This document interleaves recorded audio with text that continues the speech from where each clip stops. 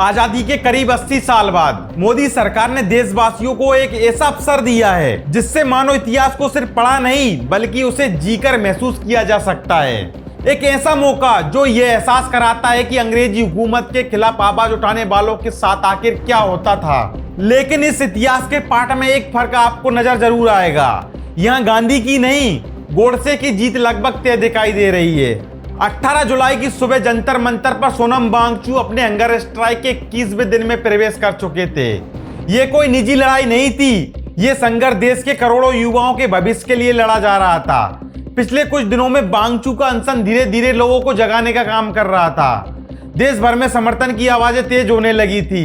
धर्मेंद्र प्रधान और मोदी सरकार की आलोचना लगातार तेज होती जा रही थी। इसी बीच 20 जुलाई को कोकरोच जनता पार्टी ने संसद की ओर मार्च करने का आह्वान भी कर दिया था। गांधीवादी रास्ते पर चल रहे सोनम वांगचुक को शायद ये भरोसा रहा होगा कि अगर उनका इरादा नेक है और उनका संकल्प अड़िग है तो सरकार को एक ना एक दिन सत्याग्रह के सामने झुकना ही पड़ेगा। देर सवेरे ही सही, पर जवाब तो सरकार को देना ही पड़ेगा। मोदी सरकार को जंतर मंतर पर आना पड़ेगा, पर ऐसा हुआ नहीं। अब सवाल किसी एक इंडस्ट्रियलिस्ट का नहीं है बल्कि लाखों युवाओं के भविष्य का था। बात उस करप्ट और आउटडेटेड और जहरीले एजुकेशन सिस्टम को बदलने की हो रही थी, बल्कि कई बीजेपी समर्थक और मोदी समर्थक भी मान रहे थे कि पूरा की पूरा सिस्टम सड़ चुका है। और मांगे क्या थी? मांगे कुछ खास नहीं थी, और उनमें से एक प्रमुख मांग थी कि एक छोटा मोटा नेता है धर्मेंद्र प्रधान, उसका इस्तीफा वो मांग रहे थे। अब ऐसा कोई भारी भरकम बाहुबली मंत्री तो था नहीं धर्मेंद्र प्रधान जिसके जाने से सरकार हिल जाती, सरकार में त्राही तराही मच जाती, सरकार गिर जाती। लेकिन सरकार अपने गिरवान में नहीं झांकना चाहती थी, वो जनता की ओर देख ही नहीं रही थी। वो तो अपने घमंड में और घमंडी राजनीति में मगरूर थी, इसलिए उसने जनता की परवाह नहीं की और पुलिस एक्शन लिया। लेकिन अगर जंतर मंतर पर संपूर्ण रूप से गांधीवादी तरीका अपनाया गया था तो सरकार ने भी कहा कि जवाब भी हम गोडसे स्टाइल में देंगे, तर्क से नहीं बल्कि प्रदर्शन करके आपको जवाब देंगे। और देर रात 3 बजे ही जंतर मंतर पर गोडसे सेना धमकती है। कहा जाता है कि ये दिल्ली पुलिस के लोग थे, लेकिन मैं कंफर्म नहीं कर सकता हूं क्योंकि इन्होंने ना अपना आईडी कार्ड दिखाया, ना इन्होंने डिटेंशन या अरेस्ट के लिए कोई कोर्ट ऑर्डर दिखाया। यहां तक कि यूनिफॉर्म तक नहीं पहनी गई थी इन लोगों के द्वारा। शायद इन्हें शर्म आ रही होगी क्योंकि पहले इनकी बहुत ज्यादा बेइज्जती हो चुकी है। अब इसके बाद जो नजारा सामने आया, उन्होंने कई सवाल खड़े कर दिए हैं। मदर ऑफ डेमोक्रेसी का दावा करने वाले देश में स्टेज पर चढ़कर वॉलेंटियर्स को जबरन हटाया गया और सोनम वांगचुक को सम्मान पूर्वक नहीं बल्कि उन्हें घसीटते हुए वहां से ले जाया गया और बेडशीट फैला दिए गए हैं चारों ओर। ये वांगचुक की सुरक्षा के लिए नहीं बल्कि अपने नंगे नाच को कैमरों की नजरों से छुपाने के लिए किया गया था, ताकि बेडशीट के कवर में कैमरे उसे देख ना पाए। एक 59 साल का इंसान जिसने 20 दिनों से खाना नहीं खाया था, उसके लिए देखिए कितनी फोर्स आ गई जंतर मंतर पर। और दूसरी ओर सोनम वांगचुक के आलोचक पिछले 20 दिनों से यही भौंके जा रहे थे कि ये नया भारत है, यहाँ ये सब गांधीवादी भूख हड़ताल वगैरह नहीं चलती है। बड़े बड़े पब्लिकेशंस में भी यही कहा गया था कि ये गलत कदम है, सोनम वांगचुक को ये कदम नहीं उठाना चाहिए था। लेकिन यहाँ सोनम वांगचुक ने सबको गलत साबित कर दिया। उनकी भूख हड़ताल में इतनी ताकत थी कि दिल्ली पुलिस और मोदी सरकार डर गई। उन्हें मजबूर होकर अपना असली और गंदा घिनौना चेहरा दिखाना पड़ा, वह चेहरा जिसमें गोडसे की सोच दिखाई देती है। और सोनम वांगचुक को बिना किसी लीगल बेसिस पर जंतर मंतर से हटाया गया, उन्हें अगवा किया गया, उन्हें किडनैप किया गया। अगर यही सब आलम चलता रहा तो हम बहुत जल्दी पाकिस्तान को भी पीछे छोड़ देंगे इन सब मामलों में। जहां वहां सवाल पूछने पर आर्मी या आईएसआई आपको किडनैप कर लेती है और किसी सुनसान जगह पर आपको रोक लेती है। लेकिन यहाँ तो किडनैपिंग भरी सभा में लोगों के सामने राष्ट्रीय राजधानी में हुई है। इंटरनेशनल प्रेस में अब हमारी खूब तारीफ हो रही है। इसके बाद जब हम डेमोक्रेसी रैंकिंग में नीचे फिसलेंगे और देश की इज्जत डूबेगी, तब एक चोट खाए पिल्ले की तरह मोदी सरकार चीखने लगेगी, त्राई त्राई करने लगेगी, बोलेगी हाँ हमें तो गलत समझा जा रहा है, हमसे सब जलते हैं, हम तो मदर ऑफ डेमोक्रेसी है, दुनिया ये बात नहीं समझती है। ये सब बातें चलने लगेंगी और मोदी और बीजेपी सरकार के मंत्री रोने लगेंगे कि हमें तो दुनिया गलत नजरों से देखती है, हमें यूरोपीय चश्मे से देखा जाता है। अरे साले तुम्हारे कर्म ही ऐसे हैं, तुम ऐसे ही काम करते हो, गुंडागिर्दी मचा के रखी है तुमने। आज जंतर मंतर में मदर ऑफ डेमोक्रेसी का मदर सिस्टर करते देखा हमने गोडसे जीबीओ को। और उसके बाद दिल्ली पुलिस ने ये सफाई देने की कोशिश की कि हम तो हाईकोर्ट के ऑर्डर का पालन कर रहे थे।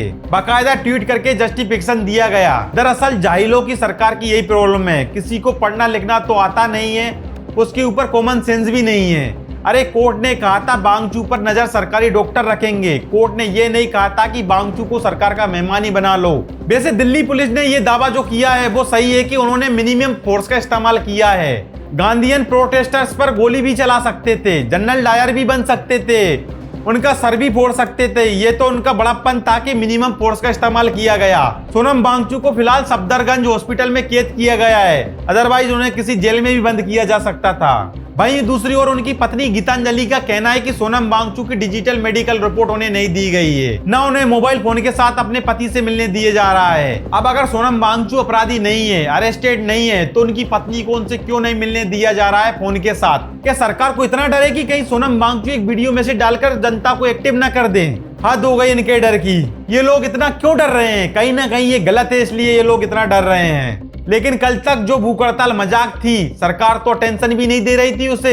आज इतना इंपोर्टेंट कैसे बन गए सोनम वांगचुक? कैसे बन गई उनकी हड़ताल इतनी इंपोर्टेंट? सरकार ने तो शुरुआत में इस प्रोटेस्ट को कोई खास तवज्जो नहीं दी थी। उनका आकलन पूरी तरह गलत भी नहीं था। उन्हें लगा कि देश का युवा अपने भविष्य को लेकर उतना चिंतित नहीं है।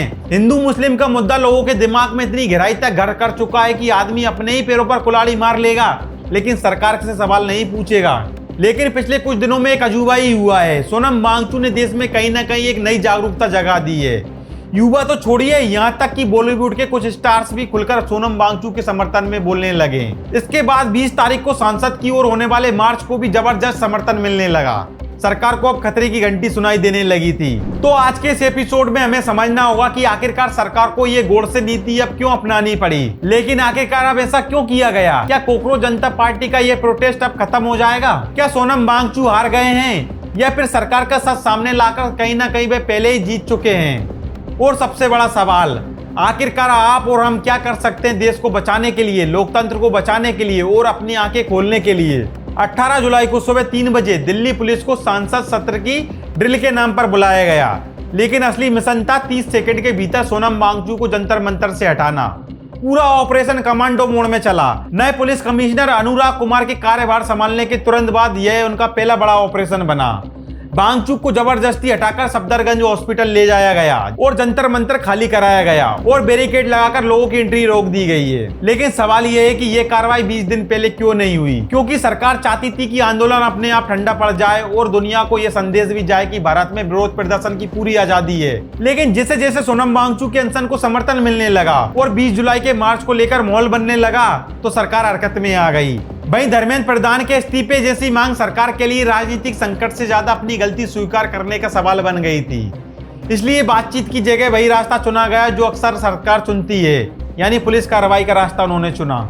हालांकि पुलिस एक्शन आखिरी कदम था, उससे पहले आंदोलन को कमजोर करने की हर कोशिश हुई। सोशल मीडिया पर मजाक उड़ाया गया, गोदी मीडिया के जरिए नैरेटिव बदलने की कोशिश हुई और आंदोलन को उसके असली मुद्दे से भटकाकर धर्म और राजनीति के चश्मे से देखने की कोशिश की गई। लेकिन इसके बावजूद समर्थन बढ़ता ही गया। सरकार ने सिर्फ पुलिस कार्रवाई नहीं की, उससे पहले आंदोलन को कमजोर करने के लिए कई रणनीतियां अपनाई गई और सोशल मीडिया पर यह भी नैरेटिव फैलाया गया कि यह शिक्षा का नहीं बल्कि एंटी इंडिया और एंटी हिंदू आंदोलन है। जबकि आंदोलन की ओर से लगातार कहा जाता रहा है कि उनकी मांग सिर्फ एजुकेशन सिस्टम में सुधार और धर्मेंद्र प्रधान के इस्तीफे की है। लेकिन धर्म और राजनीति का एंगल जोड़कर लोगों का ध्यान असली मुद्दे से भटकाने की कोशिश की गई। राजनीतिक दल, सामाजिक संगठन और आम आदमी खुलकर साथ आने लगे। सरकार ने पहले सोनम वांगचुक को डॉक्टर के जरिए अस्पताल जाने के लिए मनाने की कोशिश की, लेकिन उन्होंने साफ कह दिया कि यह कोई बीमारी नहीं बल्कि लोकतांत्रिक विरोध का तरीका है। इसके बाद उन्होंने सरकार को चेतावनी भी दी कि भारत में छोटे छोटे मुद्दों पर सरकारें गिर चुकी है, जबकि यहाँ सवाल लाखों छात्रों के भविष्य का है। आंदोलन का मुद्दा डिजिटल प्लेटफॉर्म से लेकर जमीन तक तेजी से फैलने लगा और अंतरराष्ट्रीय मीडिया का भी ध्यान इस पर गया।